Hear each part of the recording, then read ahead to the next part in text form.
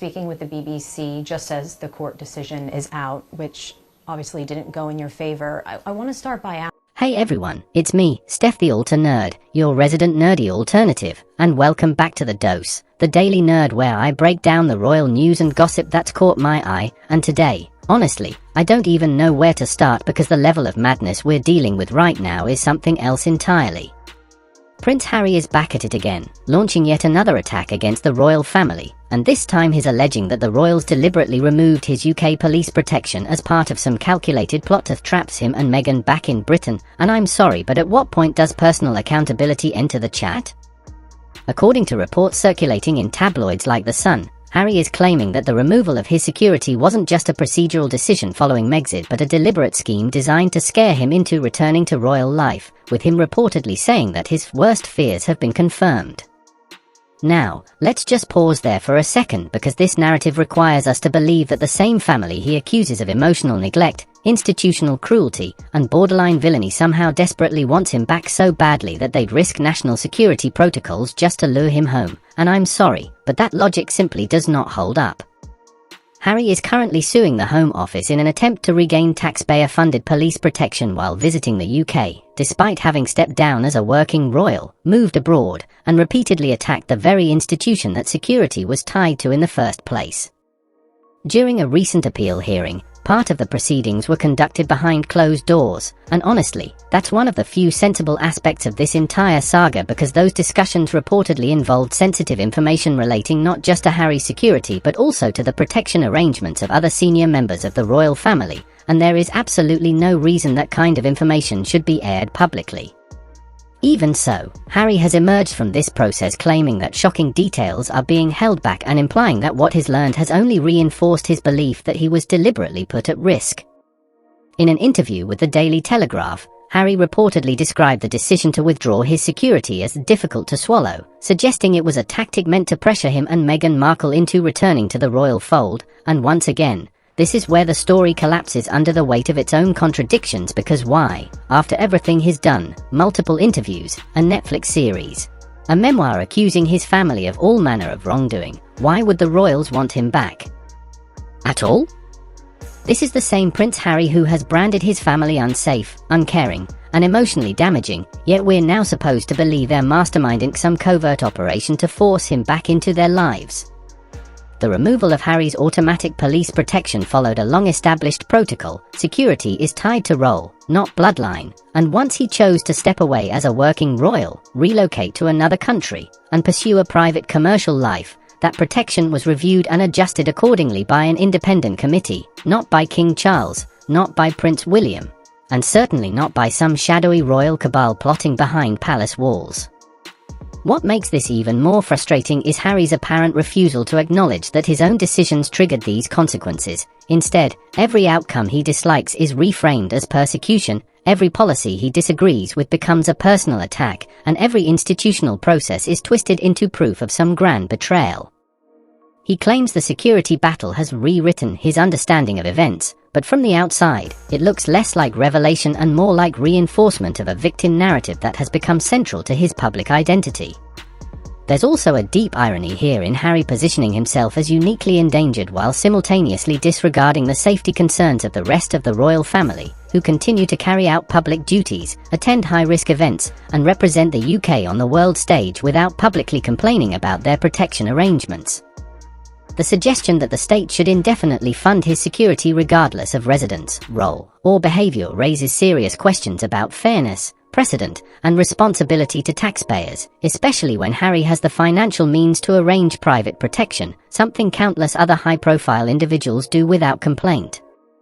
At the end of the day, this latest claim feels less like a credible legal argument and more like another chapter in a long-running grievance campaign, one that thrives on implication, emotional language, and selective outrage while avoiding the uncomfortable truth that stepping away from an institution means stepping away from the privileges tied to it.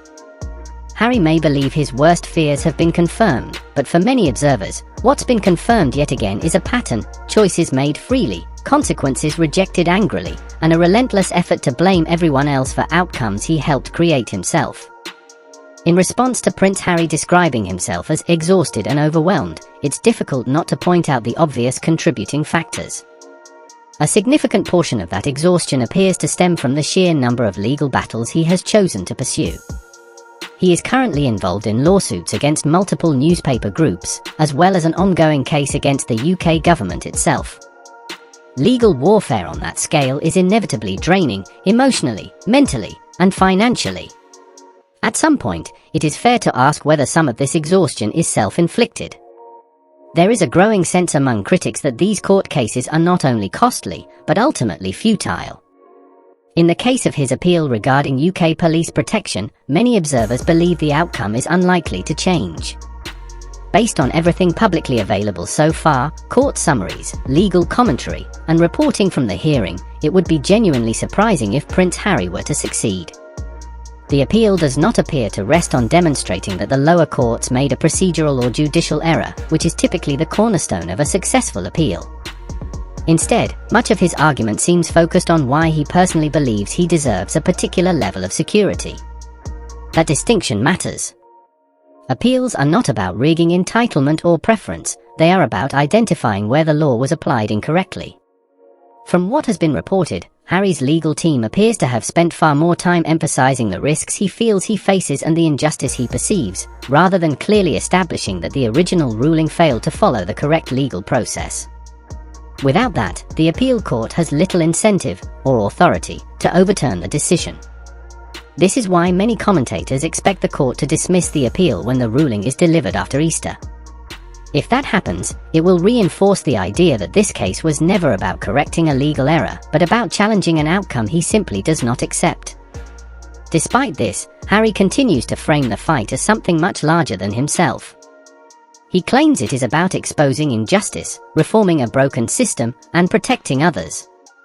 Yet critics argue that this framing does not align with the practical consequences. Even in a hypothetical scenario where he somehow wins the appeal, it is difficult to see how that would improve his public standing. On the contrary, it could intensify resentment, particularly among UK taxpayers who are strongly opposed to public funds being used for the security of someone who stepped away from royal duties and now lives abroad.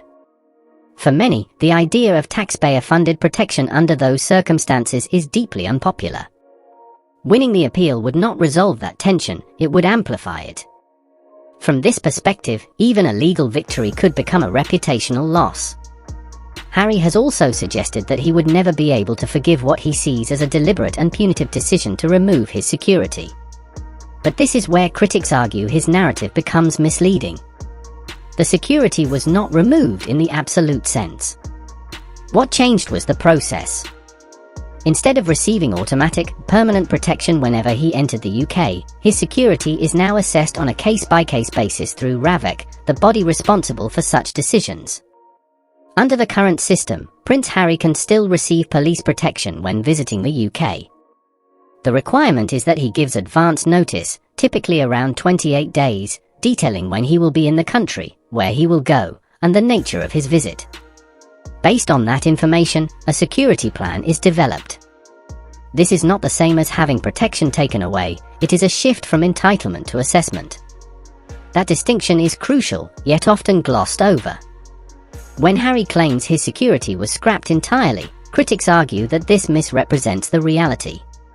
The protection remains available, he simply does not like the conditions attached to it. From this viewpoint, the dispute is less about safety and more about control and status. It is also notable that, since stepping back from royal duties, there have been no publicly confirmed incidents involving Harry, Meghan, or their children during their visits to the UK. This raises further questions about the claim that the country is inherently unsafe for them. Those questions only intensified when, shortly after the appeal hearing, Harry travelled to Ukraine, a country actively affected by war.